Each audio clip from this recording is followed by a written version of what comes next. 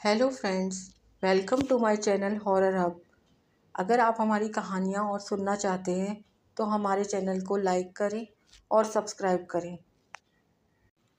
आज की हमारी कहानी कराची के एक पुराने और पुरस्कार गवर्नमेंट स्कूल की है, जहाँ पर दिन में बच्चे पढ़ते हैं लेकिन रात के आखिरी पहर भी वहाँ पर तदरीसी अमल चलता है।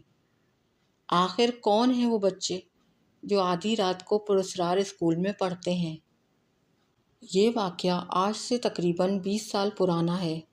20 साल पहले रमज़ान का महीना सर्दियों में आता था और लड़कों की आदत थी कि वो तरावी के बाद से लेकर सहरी तक क्रिकेट खेला करते थे। ऐसा ही कुछ उस दिन भी हुआ जब ज़ैन और उसके दोस्त नाइट मैच खेल रहे थे। जहाँ वो क्रिकेट खेल रहे थे वहाँ पर वही पुराना स्कूल मौजूद था, लेकिन उन लड़कों को उस स्कूल के बारे में कुछ नहीं मालूम था।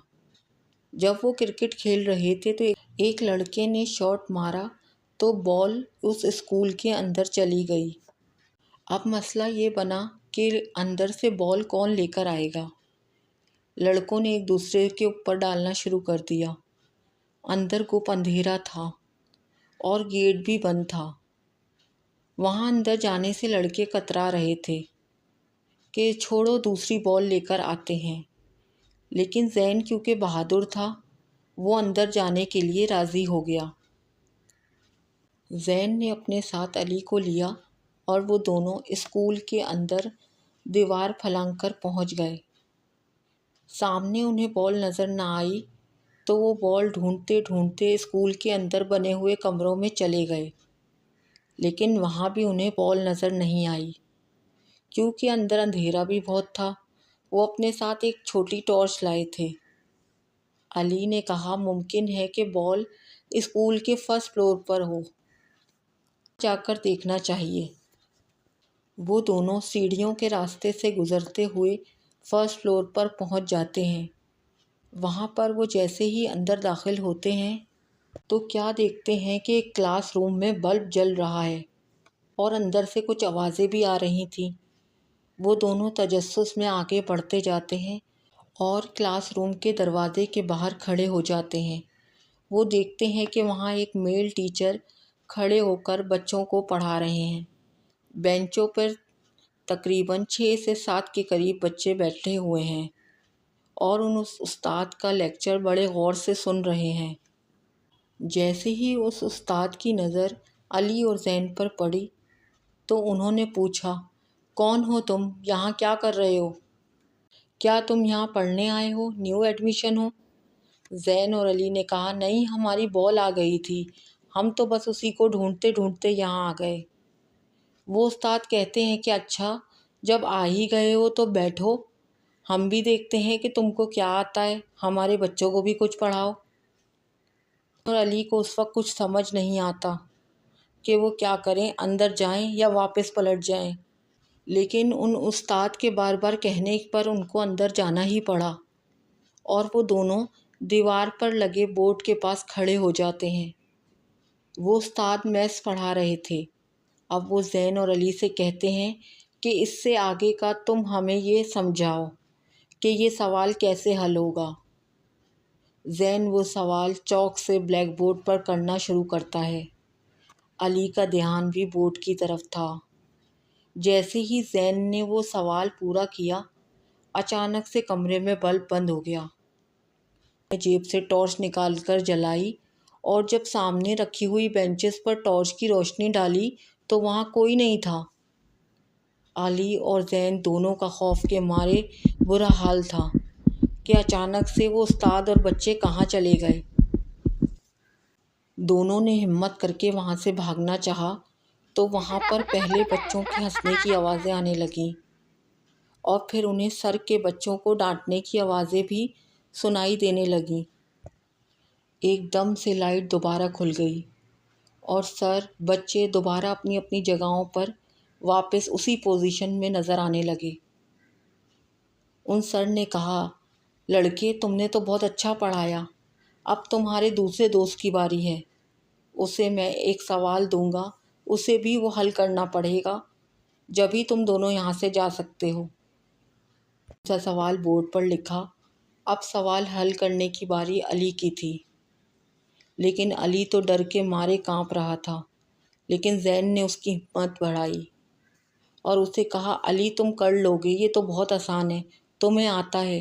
وہ علی کا دھیان بلیک بورڈ پر لگا کر خود اب زور زور سے قرآن پاک کی تلاوت کرنے لگا۔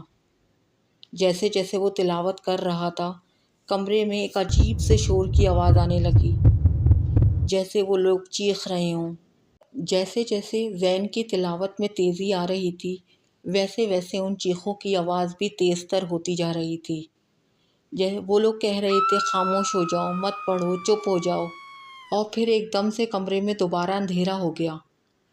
استاد اور بچے وہ سب پھر سے غائب ہو گئے۔ علی کی نظر اچانک سے اپنے گھڑی پر پڑی تو گھڑی میں 12 بج رہے تھے۔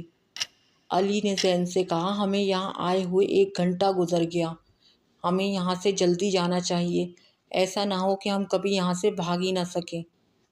ان دونوں نے زور زور سے آیت الکرسی پڑھنی شروع کی اور پڑھتے پڑھتے سیڑھیوں کی طرف پہنچ گئے۔ وہ خوفناک آوازیں اب بھی ان کا پیچھا کر رہی تھیں، یہاں تک کہ اسکول کے بنے ہوئے کمرے اور کھڑکیاں زور زور سے کھل رہی تھیں تو کبھی بند ہو رہی تھیں۔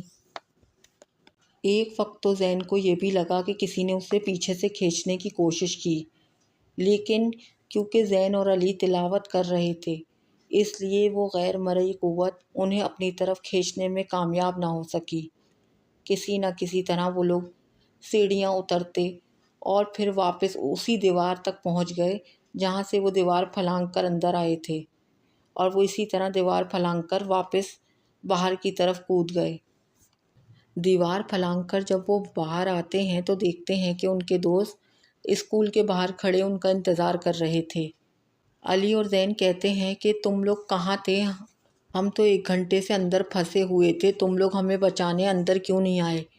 تو ان کے دوست حیرانی سے کہتے ہیں، 1 گھنٹہ یہ کیا کہہ رہے ہو تم لوگوں کو تو اندر گئے ہوئے ابھی 7 سے 8 منٹ ہی ہوئے ہیں۔ علی نے چونک کر اپنی گھڑی میں دیکھا تو واقعے میں ان کے اسکول کے اندر جانے اور واپس آنے میں فقط انہیں 7 سے 8 منٹ ہی لگے تھے۔ اسکول کے اندر علی کی گھڑی کچھ اور ٹائم بتا رہی تھی اور باہر آ کر کچھ اور ٹائم بتا رہی تھی۔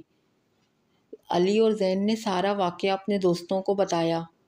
زین اور علی کے سارے دوست ان سے یہی پوچھ رہے تھے کہ وہ لوگ جو تمہیں اندر ملے تھے وہ دکھنے میں کیسے تھے؟ علی اور زین نے ان لوگوں کو یہی بتایا کہ وہ لوگ دکھنے میں ہم انسانوں جیسے ہی تھے، لیکن ایک بات جو علی نے نوٹس کی وہ یہ تھی کہ وہ لوگ بغیر پلک جھپکائے اور بغیر کسی فیس ایکسپریشن کے بس بلیک بورڈ کو دیکھے جا رہے تھے۔ ان کی آوازیں بھی تبھی آنا شروع ہوئیں جب وہاں پر وہ موجود نہ تھے، یعنی کہ جب بلب بند ہو گیا اور وہ لوگ ان کو دکھائی دینے بند ہو گئے تبھی ان کی آوازیں آئیں، ورنہ وہ لوگ ایک جانب بغیر کچھ کہے ایک جانب دیکھے ہی چلے جا رہے تھے۔ یہ اتنا خوفناک واقعہ تھا کہ اس کے بعد ان لڑکوں نے کبھی بھی اس علاقے کے آس پاس بھی کرکٹ نہیں کھیلی اور آئندہ رات کے وقت کسی بھی جگہ سے بال واپس لینے جانے سے توبہ کر لی۔ آج تک زین اور علی یہی سوچنے پر مجبور ہیں کہ یہ کون سی مخلوق تھی، کیا وہ جن تھے یا یہاں پر کوئی ایسا حادثہ پیش آیا تھا کہ جن کی روحیں یہاں پہ بھٹک رہی تھیں؟ اس کا جواب آج تک علی اور زین کو نہ مل سکا۔ اگر آپ لوگ جانتے ہیں یا آپ سمجھ پائے کہ وہ کون مخلوق تھی تو کمنٹس میں ضرور لکھیے گا اور ہمیں بھی بتائیے گا خیر وہ کیا تھا۔